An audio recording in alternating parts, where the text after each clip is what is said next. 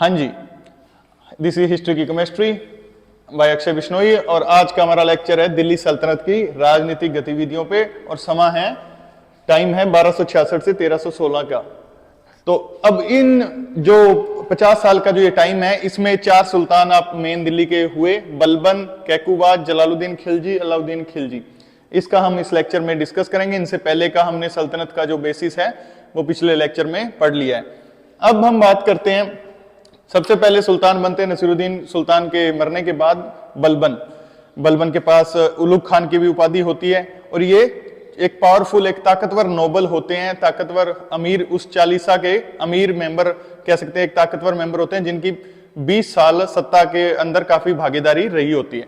तो ये जब सुल्तान बनते हैं तो इनके सामने एक चैलेंज जो सबसे पहले आता है वो ये होता है कि सुल्तान की रेपुटेशन काफी डाउन हो चुकी होती है, क्योंकि इससे पहले इल्तुतमिश के बाद, रजिया के बाद कोई ताकतवर सुल्तान नहीं था। तो जो चालीसा है, जो अमीर वर्ग है, मलिक और खान, वो लोग काफी पावरफुल हो चुके हैं, वो षड्यंत्र करते हैं और वो सुल्तान की जो अथॉरिटी है, जो हुक्म है, उसको इतना आप कह सकते हैं एक सुल्तान की रेपुटेशन काफी डाउन हो चुकी थी। तो उसको स्थापित करना था और एक मजबूत राज्य स्थापित करना था। दिल्ली सल्तनत में सुल्तान की सत्ता को फिर से ऊपर लेके आना था। एक एब्सोल्यूट मोनार्क बनने की कोशिश फिर बलबन के द्वारा की जाती है। इसमें पॉलिसी फॉलो करते हैं blood and iron, blood and iron, लो एवं रक्त की नीति, लो एवं रक्त की नीति। रक्त यानी कि ये ब्लड की प्योरिटी पे बहुत बिलीव करते थे। फॉर एग्जाम्पल ये कहते थे कि जब मैं कोई छोटी जाति का या नस्ल का व्यक्ति देखता हूं तो मेरी नसें फड़फड़ाने लगती हैं। या ये तुर्क थे तो ये अपने अराउंड या जो टॉप मोस्ट पोस्ट हैं उन पे तुर्क को ही ये स्टैब्लिश करते थे, उनको ये पद देते थे ताकि एक ब्लड की प्योरिटी से इनको काफी भरोसा था कि राज करने के योग्य हैं हम। दूसरा आयरन, आयरन यानी कि तलवार से संबंध है। तलवार से इन्होंने यानी कि जो इनके अमीर वर्ग थे चालीसा को खत्म किया। चालीसा में इन्होंने नोबल्स के 2 फादर्स को सजाएं दी, उनको नोबल्स को कड़ा और बदायूं के जो गवर्नर थे उनको आप कह सकते हैं कि कठोर सजाएं, मृत्यु दंड दिए, कोड़े मरवाए और एक को काटकर दरवाजे पे भी लटकाया गया। यानी कि जो खिलाफ सिर उठा रहा है या जिन पे इनको शक है उनको कठोर सजाएं और दूसरों को एक डर। तो उससे क्या होगा, सुल्तान का दोबारा रुतबा उठता है और अपने अराउंड एक जो करीबियों को सिर्फ अपने ब्लड रिलेशंस को और टॉप मोस्ट पोस्ट देनी। और उस तरीके से बलबन ने एक प्रकार से अपने राज्य की शुरुआत की। फिर इन्होंने देखा कि अब जो बंगाल है, बंगाल में भी अब जब सुल्तान वीक होगा तो सल्तनत में अलग अलग हिस्से अपनी अपनी आजादी या आप कह सकते हैं अपने अपने इंडिपेंडेंट एग्जिस्टेंस को करेंगे, उस चीज को सपोर्ट करेंगे। तो बंगाल के खिलाफ इन्होंने अभियान भेजे अपने बेटे बुगरा खान के अंडर। और दूसरा इनके टाइम पे जो है आप समझिए कि मंगोल्स का खतरा काफी बड़ा था। जो नॉर्थ वेस्टर्न फ्रंट था, जो लाहौर के आगे इंडस रिवर से आगे का जो फ्रंट था, वहां से मंगोल, हालांकि मंगोलों के जो बड़े नेता थे हलाकू और वो सब मध्य एशिया में उस यूरोप वाली साइड, इजिप्ट वाली साइड व्यस्त थे, लेकिन उनके जो सेकंड इन कमांड जो आप कह सकते हैं सेकंड ग्रेड के लीडर्स थे वो इंडिया की तरफ अटैक्स कर रहे थे। तो इसमें मंगोल को नॉर्थ वेस्ट पे रोकने के लिए भी वहां पे एक पावरफुल नोबल के होने की जरूरत थी, जो थे शेर खान, जो इन्हीं के चचेरे भाई थे। लेकिन शेर खान एक प्रकार से कह सकते हैं उनकी प्रसिद्धि भी काफी फैलने लगी, मंगोलों के खिलाफ काफी उनकी सक्सेस थी, सफलता थी। तो बलबन ने उनको भी कहा जाता है, हालांकि ये डिबेटेबल है, कि जहर देकर मरवा दिया था, क्योंकि ये इस तरीके के आप कह सकते पैरानोइड हो गए थे, शकी स्वभाव का पैदा हो गए थे, क्योंकि ये अपनी गद्दी को किसी भी हालत में और एक सुल्तान को, कठोर सुल्तान को बना के रखना चाहते थे। अब दूसरा इन्होंने कुछ काम किए, इन्होंने शुरू किए एक सिजदा झुक कर जब ऐसे किया जाता है और पैबोज जब पैरों में गिरा जाता है कि आप मेरे पैर चूमो। ये नोबल्स अमीर वर्ग के लिए इन्होंने शुरू कर दी प्रथा। ये पर्शियन थी अपने ओरिजिन में ये प्रथाएं, लेकिन इन्होंने शुरू की क्योंकि इनको नोबल्स की ईगो तोड़नी थी। नोबल्स का, अमीर वर्ग का एक प्रकार से उनकी इज्जत का जो वो भ्रम था कि सुल्तान के खिलाफ वो सिर ना झुकाएं, उनके अंदर का हम्बल कर देना, उनको नरम कर देना, ये इस तरीके का बलबन और सुल्तान का अपना एक रुतबा और उठाने का कोशिश थी। इसमें ही एडिशन करते हुए इन्होंने एक डिवाइन राइट्स भी किए, जैसे इन्होंने उपाधि ली, बलबन ने उपाधि ली जिल्ले इलाही की। जिल्ले इलाही यानी कि अल्लाह की शेडो, ऐसी इन्होंने उपाधि ली, जिससे कि धरती पर मैं एक शेडो हूं भगवान की, ईश्वर की, अपने डिवाइन गॉड की। तो उससे ये इनको लगा कि नोबल्स या आम लोग इनके खिलाफ सिर ना उठाएं। इन सब चीजों से इन्होंने अपना राज्य स्थापित किया। दिल्ली के अराउंड जो इलाके थे वहां पर भी काफी लूट मार होती थी, डाकुओं से ग्रस्त था वो इलाका। तो वहां भी इन्होंने एक मुहिम चलाकर उस इलाके को बिल्कुल क्लियर करवाया, काफी कठोर सजाएं दी ताकि वहां कोई दोबारा ऐसी बात ना करे। और पूरा एक कह सकते हैं दिल्ली लाहौर जो हाईवे उस टाइम जीटी रोड जैसी, एक जीटी रोड तो खैर बाद में बनाई थी अपने शेर शाह सूरी ने, लेकिन इसको पहले भी वो रास्ता था जो दिल्ली और लाहौर के बीच में व्यापारिक रास्ता, वो सेव किया, उसको काफी तरीके से स्थापित किया। तो इस तरीके से बलबन ने कार्य किया। लेकिन शेर खान को मारने के बाद इन्होंने अपने एक लायक बेटे शहजादा महमूद को मंगोलों के खिलाफ अपॉइंट किया। वो शहजादा महमूद मंगोलों के खिलाफ जंग में 1285 ईस्वी में मारे जाते हैं। वो सक्सेसफुल रहते हैं लेकिन मारे जाते हैं एक जंग में। तो वहां से कहते हैं कि बलबन काफी टूट गया था, क्योंकि एक लायक बेटा उस जंग में जा चुका है। तो फिर दूसरा बेटा इनका बुगरा खान था, जिसको इन्होंने बंगाल जीतने भेजा था। वो बंगाल जीतकर बंगाल में ही बैठ गया। तो उसके बाद बलबन जो थे, बलबन ने बलबन 1286 में बलबन की डेथ हो जाती है। और बलबन की डेथ होने पर बुगरा खान बंगाल में ही रहता है। बुगरा खान अपने बेटे कैकुबाद को दिल्ली का बादशाह बना देता है। अब कैकुबाद कह सकते हैं कि नथिंग वर्थी ऑफ रिमेम्बरेंस, कुछ खास हम कहा नहीं जा सकता, एक नलायक सुल्तान साबित हुए। तो अमीर वर्ग ने क्या करते हैं कि जलालुद्दीन खिलजी को सपोर्ट करते हैं। जलालुद्दीन खिलजी भी मंगोलों के खिलाफ सफलता प्राप्त कर एक मिलिट्री लीडर थे। तो जलालुद्दीन खिलजी कैकुबाद को कत्ल कर 1290 में खिलजी वंश की स्थापना करते हैं। अब खिलजी वंश की स्थापना होती है। जलालुद्दीन खिलजी राज्य स्थापित कर लेते हैं, लेकिन जलालुद्दीन खिलजी एक नरम स्वभाव के बादशाह थे। आप कह सकते हैं कि एक इन्होंने अपने पे जानलेवा हमले जो किया गया उसको भी माफ कर दिया। और इनका विचार था, रणथंभौर के ऊपर इन्होंने सीज लगाया, एक किले को जाकर घेरा डाला जाता था, सीज किया जाता था। तो वहां पर ये जब थे तो इन्होंने वो ये कहकर घेरा उठा लिया था कि एक मुसलमान के बाल की कीमत मैं ऐसे 100 किलो से ज्यादा समझता हूं। तो ऐसे स्वभाव की ये हिंसा से थोड़ा, हालांकि पहले इनका मिलिट्री कैरियर रहा था काफी कामयाब, लेकिन अब सुल्तान बनने के बाद इन्होंने काफी नरम दिली दिखाई। तो जिससे आप कह सकते हैं कि वो चीज इनके खिलाफ काउंटर कर रही थी। और उसी में इनके एक भतीजे थे अलाउद्दीन खिलजी, जो मंगोल्स के खिलाफ भी काफी कामयाब रह चुके थे। और वो देवगिरी जो दक्षिण में है, भारत के पहले सुल्तान होंगे जो दक्षिण की तरफ जाएंगे। तो वो देवगिरी एक जगह होती है, वहां को राजा को हरा कर वो लूट कर वहां से काफी दौलत वापस आ रहे होते हैं। तो वो अपने को चाचा को बोलते हैं कि आप मुझसे मिलने आए। ये आपको जैसे मैंने इनकी नरम दिली बताई, ये मिलने जाते हैं। गंगा नदी के तट पर अलाउद्दीन खिलजी इनका कत्ल कर देता है। और इस तरीके से अपने चाचा को मारकर अलाउद्दीन खिलजी दिल्ली का सुल्तान बनता है।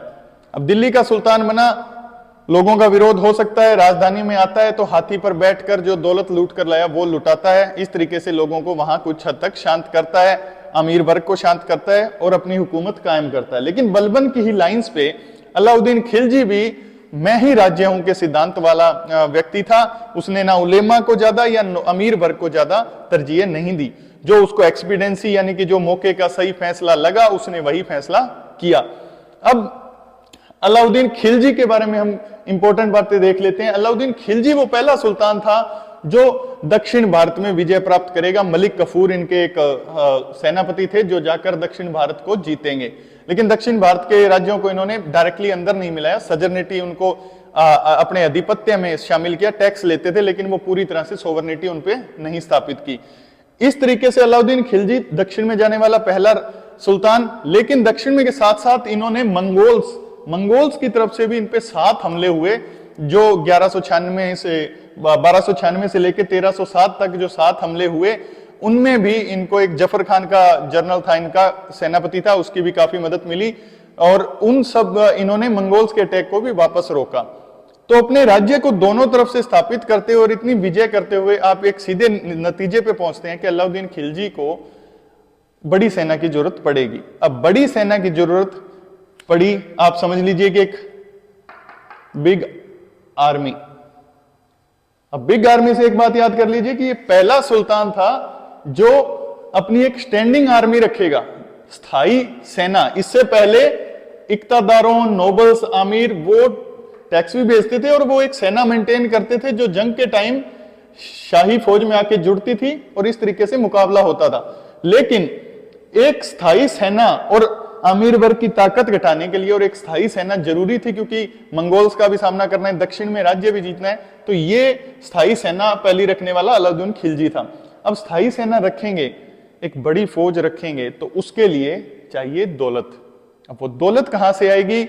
दौलत आने के लिए अलाउद्दीन ने स्मार्टली, बड़े ही सूझबूझ के साथ एक फैसला किया कि जो हिंदू बड़े जमींदार थे, चौधरी थे, खूत, मखदूम, वो सब, और आमिर वर्ग के भी लोग थे जिनके पास पुराने सुल्तानों के टाइम से जागीरें आ रही थी, उन सब जागीरों को छीन लिया, उनकी एक तो ताकत घटा दी। उनके इवन हिंदू जो जागीरदार खूत मखदूम थे उनको तो घोड़े पे चढ़ने की भी मनाही की, ताकि उनकी एक प्रकार से वो रिवोल्ट में सिर ना उठा सकें, और एक प्रकार का आप कह सकते हैं उलेमा को भी खुश किया गया। तो अब उस जागीर को किसमें शामिल कर दिया गया? खालिसा लैंड। खालिसा वो जमीन होती थी जो सुल्तान के डायरेक्ट कंट्रोल में आती थी, सेंटर के अंडर होती थी, जहां से डायरेक्ट टैक्स लिया जाता था। तो खालिसा का एरिया बड़ा किया जिससे डायरेक्ट टैक्स आए, इनकम आए। खालिसा, अब खालिसा के अलावा उन्होंने ये देखा कि टैक्स बढ़ा दिया गया। अगला आता है टैक्स इन्होंने 50% कर दिया, और रेवेन्यू सुधार करते हुए जब्ती सिस्टम चालू किया। जब्ती सिस्टम चालू किया जिससे इन्होंने जमीन मेजरमेंट कराई। पहला सुल्तान थे जिन्होंने जमीन मेजरमेंट करा के उस मेजरमेंट पर एक फिक्स टैक्स लगा दिया कि हम इतना % लेंगे ही लेंगे। तो ये इस तरीके से इन्होंने स्टेट की इनकम को इंक्रीज किया। अब ये इंक्रीज हो गई, लेकिन एक बड़ी आर्मी रहेगी तो अभी भी बड़ी आर्मी को तनख्वाह दी जाएगी, क्योंकि इक्ता देके अमीर वर्ग तो इनको बनाना नहीं चाहते, तो इनको तनख्वाह कैश, नगद तनख्वाह देने वाला भी पहला सुल्तान अलाउद्दीन खिलजी, जो बिग आर्मी को कैश में पे करेगा।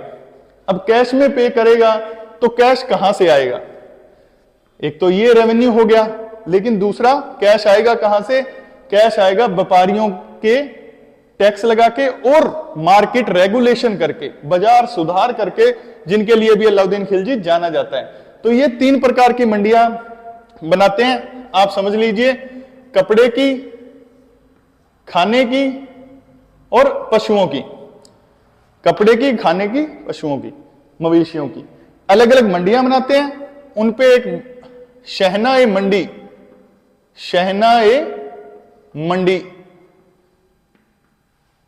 पहले जो शहनाए मंडी थे वो मलिक कबूल थे, और उनको इस तरीके से एक अफसर नियुक्त करता है शहनाए मंडी, जो इन मंडियों में ये देखेगा कि एक फिक्स प्राइस, अब आप समझिए मध्यकाल में फिक्स प्राइस, चीजों के प्राइस फिक्स कर दिए, फिक्स रेट पर, जो फिक्स रेट चेक करेगा कि उसी रेट पर मिलेंगे जो स्टेट ने तय किया है, और वजन सही दिया जा रहा है।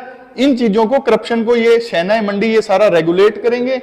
अब फिक्स रेट पर ये चीजें मिलेंगी, अब फिक्स रेट पे मिलेंगी ताकि जो सैलरी एक बड़ी आर्मी को दी जा रही है उसमें उसका गुजारा हो सके, इसलिए इन्होंने फिक्स रेट किए। मार्केट में चीजें उपलब्ध कराने के लिए, काला बाजारी बंद कराने के लिए इन्होंने ब्रीद ए मंडी नाम का भी एक व्यक्ति, एक ऑफिसर बनाया, ब्रीद ए मंडी। अगर आपने पहले के लेक्चर लगाए हैं तो ब्रीद का मतलब जासूसी से है। ब्रीद ए मंडी, जो मंडी में जासूसी करता था, जो करप्शन को पकड़ता था, ताकि काला बाजारी ना हो, किसी के साथ गलत ना हो, वजन कहीं कम ना दिया जा रहा हो। तो ब्रीद ए मंडी की भी स्थापना की, और इन सबको, जो ये मार्केट सुधारों को देख रहा है, वो था दीवाने रियासत, जो सेंटर में उन्होंने एक मिनिस्ट्री, आप कह सकते हैं एक रैंक बनाई, जो इन सबको देख रहा है, वो था दीवाने रियासत। ये मलिक याकूब थे जो पहले दीवाने रियासत थे। और अब इस तरीके से इन्होंने अपना प्रॉपर एक एफिशिएंट सिस्टम एस्टैब्लिश किया, और ये कह सकते हैं कि, और इनके दक्षिण विजय भी मशहूर है कि पहला सुल्तान जिसने दक्षिण को भी जीता। अब दक्षिण विजयों के बारे में इनकी हमें जानकारी मिल सकती है फुतुहस सलातीन से, जो लिखी थी अमीर खुसरो ने, जो इनके दरबारी कवि भी थे अमीर खुसरो ने, फुतुहस सलातीन और फुतुहल खजाइन, ये जो किताबें, इनसे इनके दक्षिण अभियानों के बारे में हमें जानकारी मिलती है। तो इस तरीके से अलाउद्दीन खिलजी ने एक अपना सत्ता स्थापित की और बड़े बड़े कैंपेन्स जीते साउथ के, अगर देवगिरी, पांड्याज, होयसल्स और रणथंभौर विजय, ये जो राजपूत राजाओं की विजय थी, ग्वालियर, ये सब इसने दोबारा कंसोलिडेट किए, जीते। और इस तरीके से हम कह सकते हैं कि अलाउद्दीन खिलजी 1316 में जो मृत्यु होती है, तो ये एक दिल्ली सल्तनत के ताकतवर सुल्तान का अंत होता है। और इसके बाद इनका खुसरो मलिक बनते हैं, खुसरो शाह बनते हैं, जो 1320 में उनकी मृत्यु होती है, वो लायक नहीं होते, और वहां से ग्यासुद्दीन तुगलक वंश की स्थापना करती है, जो हमारे अगले लेक्चर का विषय होगा। ये दिल्ली सल्तनत के हम 4 सुल्तानों का जिक्र किया। Hope it's helps. For more lecture follow history की केमिस्ट्री। Thank you.